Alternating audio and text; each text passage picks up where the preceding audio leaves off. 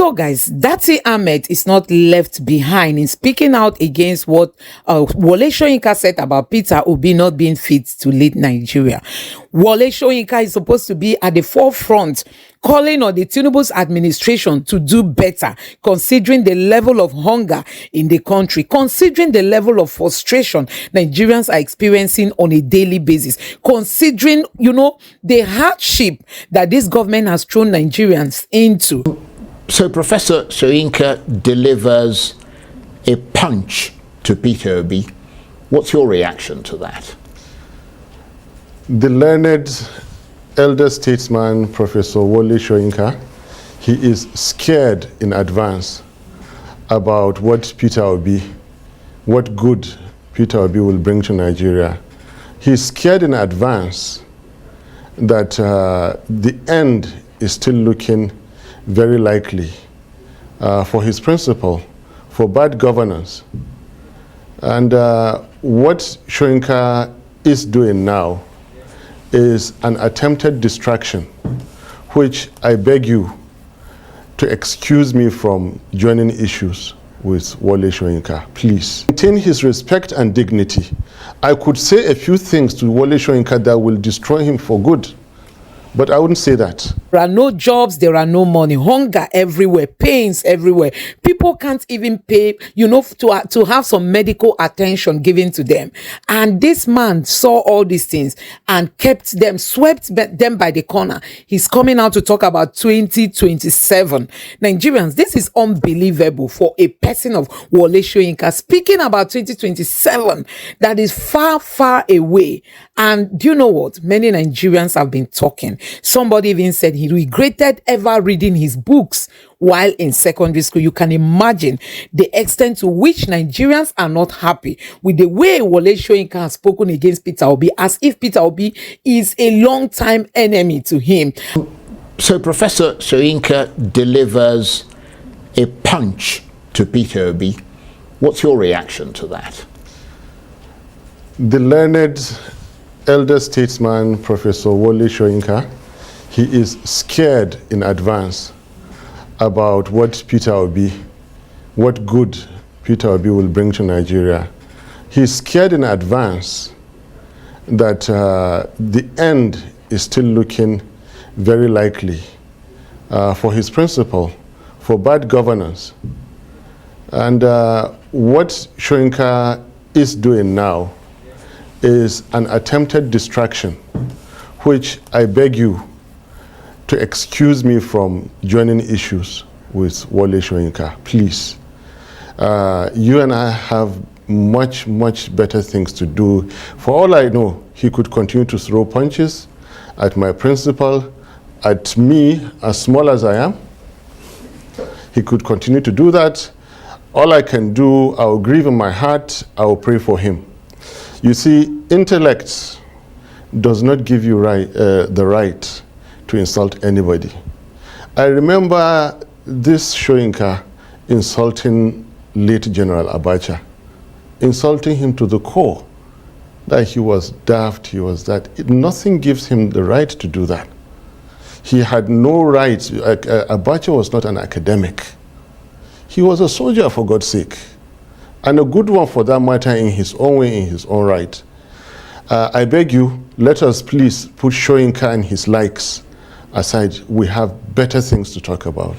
We'll have enough time to talk about a lot of things, and I do respect your wishes there, but I have to ask you whether you think he has a point when he says that by not controlling, or at least trying to control, the online trolls responsible for the insults directed at him, Mr. B, and by extension yourself, are tacitly encouraging such behavior. As a partial academic, let me tell you that Nobel laureates all over the world are loved and cherished by their people, not just their nationals, globally.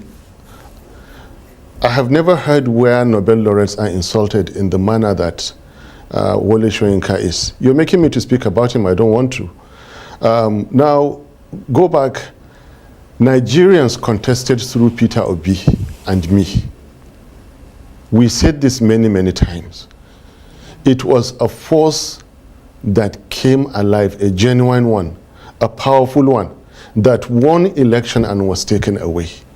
Never mind what INEC declared.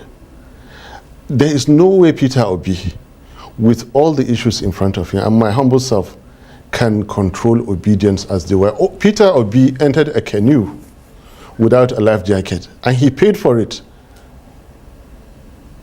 So it is not the work of Peter Obi to control the obedience. It is the responsibility of Wole Soyinka to maintain his respect and dignity. I could say a few things to Wole Soyinka that will destroy him for good, but I wouldn't say that. Why is it that we have old men who do not care about the statements they make? Somebody like Wole Soyinka, who is almost 90 years old. These are people who soon leave this world, but he's not careful about the statements he makes. While people like Soyinka are out there insulting others. So in the heat, in the presence of all the politics and dynamics and everything, decent Nigerians should continue to offer respect to others. You know, I said it before. The ongoing president, even though I do not agree with everything about him, whenever I call him uncle, he laughs, I laugh, and we walk away. Why start insulting people? People like me, we describe, we give objective assessment, and they say we insult. And we don't. It's not our history. It's not our upbringing.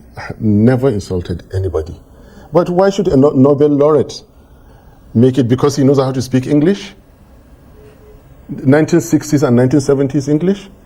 I think all he is trying to do is an attempted distraction, which Peter Obi and myself have excused ourselves.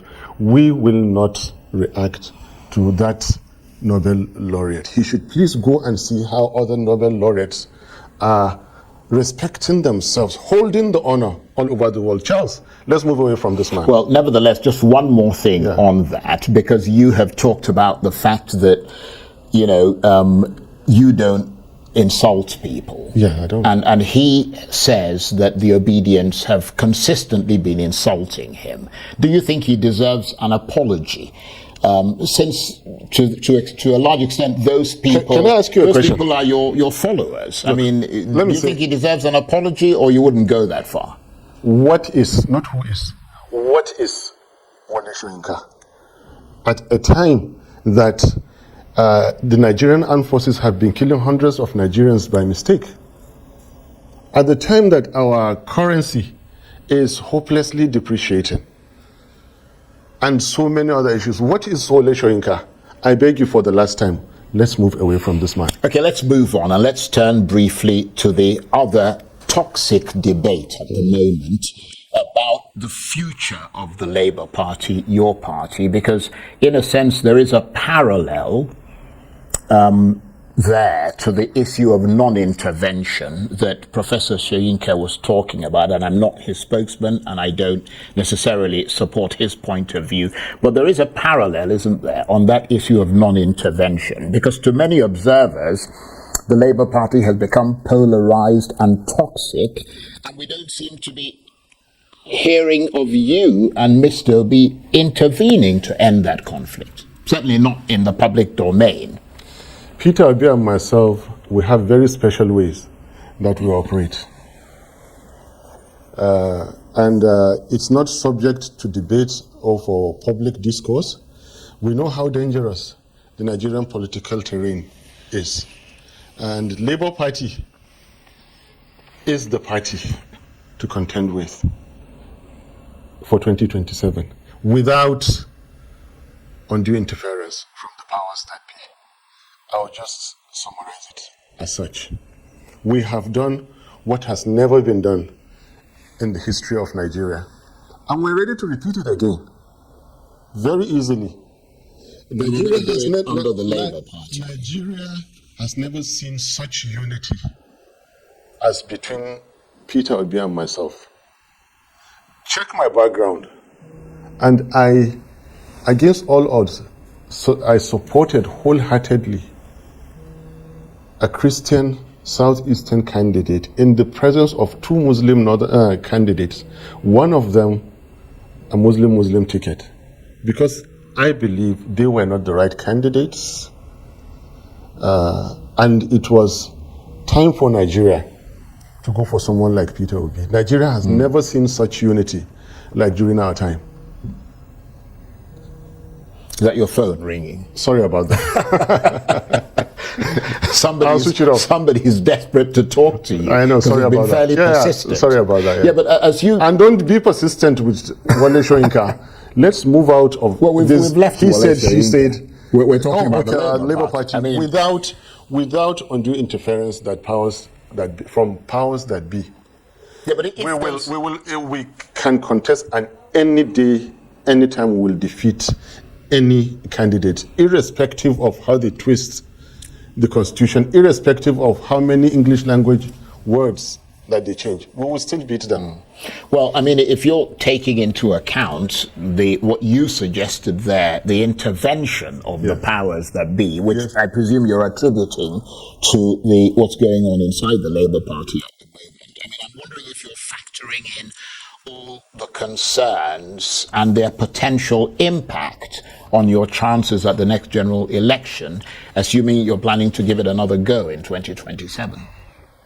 Sorry, put your question again, please. What I'm saying is that you talked about intervention Yes. from the powers that be. In other words, you're attributing what's going on in the Labour Party Absolutely. to outside intervention. Yes. I'm saying that if you factor in all those concerns, and the direction of the Labour Party and the potential impact of those interventions on your chances at the next general election, assuming you're planning to give it a go in 2027, what do you see?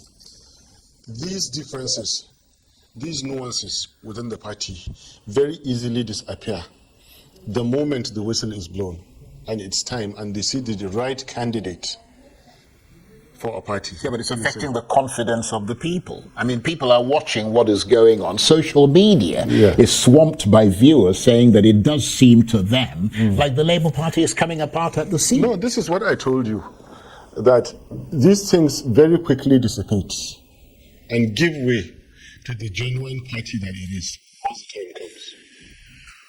Because come 2026, and you begin to see what is going on in other parties, particularly APC, the ongoing presidency now, with the distrust, and then, of course, the most fundamental, their failures. But sadly, Nigerian politics is not about governance. It is about escorting people to achieve their individual political desires. Unfortunately, sadly, it is. Only weeks back, a number two refused to board a certain machine and travel out of the country. What does that begin to tell you? When the number one was out, I would not dwell so much into this, but when the time comes and the distrust shows, they know each other more than we probably know them. So the problems of Labour Party is child play comparing to what is going on there. I mean, I don't want to call names, but Femi Rojamila is much too smart for that number two. The lady senator is too loyal, too faithful to have fallen into the schemes of that number two. Because they know him. It is only after somebody falls that he can rise. And he who lives by the death of others shall die by the survival of others. So if I were you, leave out the problems of Labour Party. These people are in government. They can do and undo in the same way they can do and undo themselves. He couldn't even travel out of the country. Nobody's asking why. Go and ask why. Initially, the plan was to go with a chief of staff, and then he passed away. So they know each other. They are busy causing problems in Labour Party. I would say leave Labour Party alone. Right. Well, leave Labour Party alone. Go back and put your heads together. Sort the problems of Nigeria and do it quickly. Well, we'll come to the problems of Right. Nigeria, but as a politician Yes. who, along with your principal, Peter Obi, Yes. tried to convince Nigerians that you and the Labour Party would set Nigeria on a course different from the old guard politicians, don't you have the fear and the concern of a soiled reputation as a result of what is happening in the Labour Party? Not at all. In fact, we hold our heads high.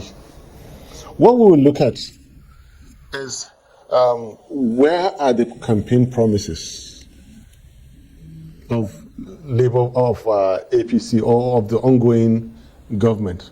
What have they achieved? We're coming to that. And if it were us, what could we have done? We're coming to that. Right. So skip this and let's get there. Well, we're going to get there, but there's a saying that Right, if you want to eat a pot of hot soup, you start at the corners of the plate. This is a cold ice cream. You prefer the ice cream to the soup, do you? Okay, well, let's move away from the boiling discontent in the Labour Party, which is clear for everybody to see. And let's look at what you have on the ground. I mean, let's assume things are shipshape and seaworthy in the Labour Party. Yes. And let's look at the structure that you have on the ground since the 2023 election. You've got one state governor out of 36 states and a few members of the National Assembly. Do you have the structure and the ability to really raise the temperature and carry out the kind of electoral challenge that would not only rattle both the APC and the PDP in 2027, but possibly deliver Aso Rock to you? I mean, I'm wondering how strong a position you're in, or is your ability still quite constrained at this point, especially adding that to the problems of the Labour? Your question is already answered, because we answered this question in 2023. And then It's a new year. Well, we answered your question in 2023. Then IREV was switched off. And then they returned the results manually. And then the constitution was twisted. And then the meaning of English language was changed. Your answer is given. We won 2023. I will never stop saying it. We won 2023. Now, Labour Party as of today is in a better state than CPC was in 2013-14 leading up to 2015. Far better than it was. Continue looking at the failures, the worsening insecurity, the declining economy, and the aggravated corruption that is going on. Add that to when Nigerians will now wake up to the realization that beyond 2027, there is probably a grand scheme to dismember Nigeria into 6, possibly, autonomous zones, because there is no way to explain the failure, and because the only way is to carry those failures and run away. Well, let's take this bit by bit. Because, for instance, you have said that, and you've been consistent in saying that you were turfed out in 2023. Do you, given that belief that you have, do you have a master plan going forward to achieve your ends, which is essentially to take the keys of Aso Rock, which you say belongs rightfully to you? Because clearly there's a lot of tactical and opportunistic play in this race, but I'm wondering whether you can really make things difficult for the APC on your own, or whether some sort of alliance or coalition or merger with the PDP and NNPP is the only way that you can pull it off, given the realities on the ground. The key word from your question is only. It cannot be the only way, because we went alone and we did it. On a normal day, a standard politician is always, even when you won clean and you're in power, you would always want alliances, even for added comfort. So it goes without saying, we would love to expand our spheres of influence. We would love not just PDP, NNPP, SDP, and others, all to come together. We would love that to happen. There is safety in numbers. I think we've spoken a lot now about the party. Can we just move on? Again, we're getting, you've got time. Don't worry. All right. You're going to have enough time to stick your knife into the APC and really turn the screws there. But I mean, do you... It should surprise you to know that I don't even want to talk about APC. Right. I want to talk about governance. I want to talk about democracy. Well, they're the ones in power, so you'd have to, by extension, talk about anyway, them. Go ahead. But do you admit, though, that after 9 years of incumbency, the APC has full control of the machinery of state and is therefore stronger and able to absorb whatever you throw at them? I am never scared. If only you were playing by the rules and you were clean and you were winning your elections, I could be scared of you. If you were legit, I would be scared of you. I would respect you, actually, if you were legit. You see, your own Tunji Oseni, I remember clearly just before the final, after the declaration, and he says, so you think you've won what? So brazenly? Break the law, do what you feel like. What do you think you have won? I'm not impressed by someone calling himself a president when I can see through him and know that through his history there is a fake certificate. There was for future, there were many things I don't want to talk about now. I'm not scared about a so-called number two, whom I don't want to talk about people falling. People failed surprisingly, and I can never be intimidated or scared by people who do not play by the rules. Look, you're talking about 9 years. I would tell you that for 24 years, the ongoing president was in control of Lagos. We defeated him in Lagos, and you have the results. APC and PDP did not have 60% of the Labour Party votes in FCT that they are ruling.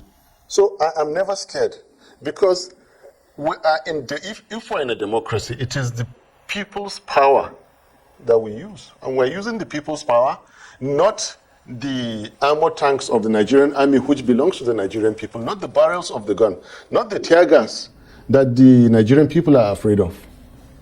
Okay?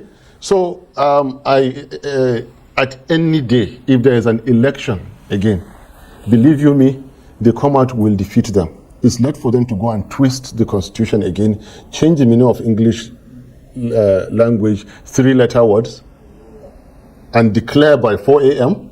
with all the dynamics that happened before 4 a.m., which, when we say things are unspeakable, it was unspeakable why it had to be by 4 a.m. Right, but in the context of what you believe happened at that time, and given your clear fervor for driving Nigeria in the right direction, and in order to achieve that, you would have to find a means of taking power away from the people who are controlling it now. Has there been some communication between you, the Labour Party, the PDP, the NNPP about a possible merger or coalition or alliance ahead of 2027, or there hasn't been and there won't be? On several occasions, I did tell you that I don't want to overstep my limits. Right. As a loyal party member, we have our leader, and then I have my own leader, Peter Obi. Please allow them to speak to you on these matters. Okay. I am more interested in abuse of power and how Nigerians are taking and playing with democracy. Okay. Well, let's move then and assess those 9 years in office from the point of view of President Tinubu's first year in power. Help us look at the various pressure points on him as he prepares to enter his second year, because we seem to be hearing lots of howling complaints about virtually everything. I will talk about only one thing: legitimacy. It's not worth your while, not worth my while, to speak about economic policy, insecurity, and all this. It's not, because the answer is already out there. Everybody knows it. Yeah, but people want to hear you articulate it. Yes. Because you personify the people you represent. Thank you. I'm honored to hear this from none other than Charles Aniago. Please. Thank you. I mean, it's I'm pretty honored. obvious, isn't it? I mean, look, this is not child's play. Put it this way. People are dying. People are being killed out there. Is there anybody that is telling me he does not know about this? What are they waiting to hear again? Is there anybody that does not spend the naira to buy any item? They know these things. There goes your phone again. I have to switch it off. I'm sorry. I'm really sorry about this. To the viewers, I do apologize. That's okay. Well, you know the kind of work I do. I can't afford to be off the radar. Yeah. 2 institutions, big hospital, and all that. So I'm sorry. No, that's okay. Please continue. Yeah, all right. Yes. I will speak about only one assessment, which is legitimacy, the pressure point of legitimacy. That I will not go into talking about his economic policy because the answer is out there already. But the reality is that he is the president of Nigeria. The reality is that he's running this country. I have never... And you are now in the opposition. So it makes sense for you to assess what he's been doing since he got into office. And I'm telling the you, this legitimacy assessment question is a moot point now. Charles, let's try and be on the same page. Your question is valid and a strong one. My answer to you is even more rhetorical and ironic. Because I'm saying that I wish to answer just one aspect, because the answers to what you want is actually being felt out there by all and everybody. Unless if you're going to lie to yourself. Now, why should I, before the elections, I campaign on that. After the elections, I campaigned. Before the elections, I warned Nigerians. We all warned Nigerians about this is what is going to happen if you have such a man as your leader. It is now happening. Look, your time is valuable. My time is valuable. I would rather talk about more fundamental things than saying that there is hunger out there. There is unemployment leading into insecurity. No. The kind of hunger that is in the stomachs is different from the kind of hunger that is in the head, that is different from the kind of hunger that is in the heart. The human mind is the most powerful tool I can say God created on earth. And it is the human mind that will drive the success or failure of societies. The Nigerian society now. What is happening? The mind is not a physical object. We claim to have democracy, but end it with a question mark. Do we have democracy? In reality, 16 president-stroke heads of states, 9 of which were not elected, while we had a judiciary that served alongside them. So if we have one that I still say is questionably constitutional, now there is nothing wrong.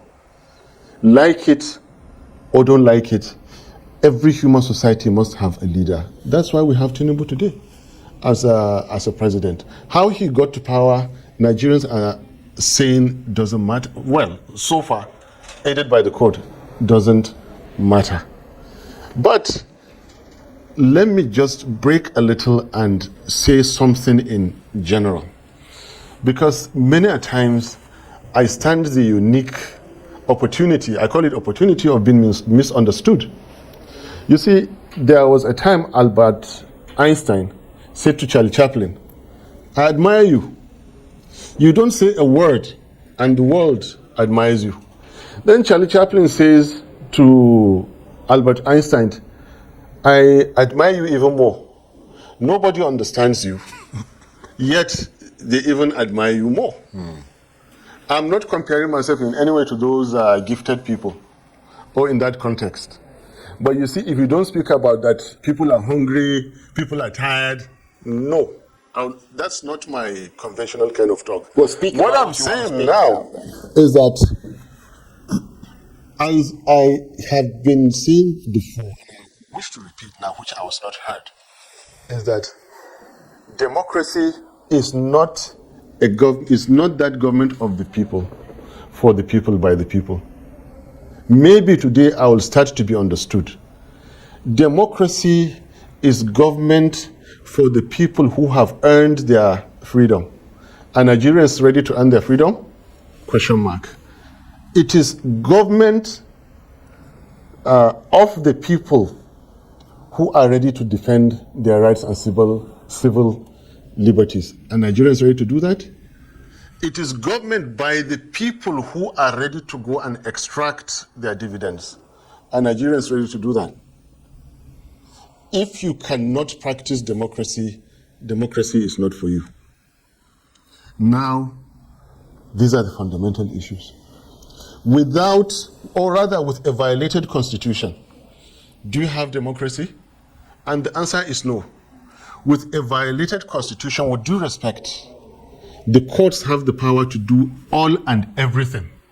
You see, the sun and the moon are both celestial objects, emitting light in different intensity. So, in a very bright full moon, and we have an argument, and we go to court, and I say it was bright, it was in the daytime, because I could see your face, I could read this text. It could be interpreted as daylight. And in daytime, with cloud cover, and you can't see the sun, they ask, was the sun visible? No, because there was cloud cover. My friend, it was dark. And you lose the case. The courts are powerful. The courts can do and undo. The courts are everything. After what God Almighty does with his creation, is what next to what God does with his creation, is what authority does with their people. What is authority? The authority is not the presidency. Authority are the courts. And that is why today you have Tinubu as president. It is not by accident that they call authority power, political power. Because if any person or groups of persons do something and it stays, that is power. We rig the election and it stays, that's power. The difference between a murderer and a conqueror is in the number of people they kill. If you go and kill half a nation and install the government, you are a conqueror and you get someone smart to go and write the history. You are loved by your people, you didn't kill anybody, and all those. It is about power, brute force. This is not democracy. Others can fight, but we're too civilized to do that. It was easy to take over the Eagle Square. It was easy to stop Tinubu from being sworn in. But we didn't do it. We didn't do it. Decided, let's have faith in the court. What did the courts do? The Constitution says, and. You must read, and FCT. They changed the meaning of English language. Now, so long as you are ready to accept anything, everything will happen to you. Nigerians are ready to accept anything, and that is why everything is happening to us, Nigerians. Do we have the right to continue complaining? I put that question out there. The comfort, let me finish. The comfort that Nigerians are enjoying by not defending their constitution, by not coming out, and by the way, okay, Nigerian constitution provides and allows for Nigerians to defend their own constitution. When I say that the constitution itself belongs to the people and that it is not over, I repeat, it is not over. Nigerian constitution itself is that belongs to the Nigerian people as a people, when they are guided in the course of the nation and in the course of democracy, can do, and because it is the Nigerian people who the constitution says, we, the Nigerian people, have decided to bring this constitution into being. I'm going to come in there because right. we've got, you will not be surprised to know, because we've been talking for a while, we've got about 2 minutes left on this conversation. Unbelievable. We've been talking for almost 45 minutes now. Wow. What's your message to the Nigerian people then as they approach the 1 year mark and beyond under the leadership of President Tinubu? Once again, please try and bear with me. Tinubu and his presidency are irrelevant to me. The Nigerian people and how they take everything sitting down is the problem now. So that's your message. That is my message. Right. Because we think we have a democracy. This is a questionably constitutional democracy where anything and everything can happen. I repeat, for a people that are ready to accept anything, then everything, failed economy, deadly insecurity, aggravated corruption will happen to those people. So basically, as you sow, so shall you reap, and that's what is happening. Not here. so. As you allow, Nigerians, what we allow, so shall we live. Those countries that fought, you see, slavery ended, partly struggle, partly allowed, but there was a struggle.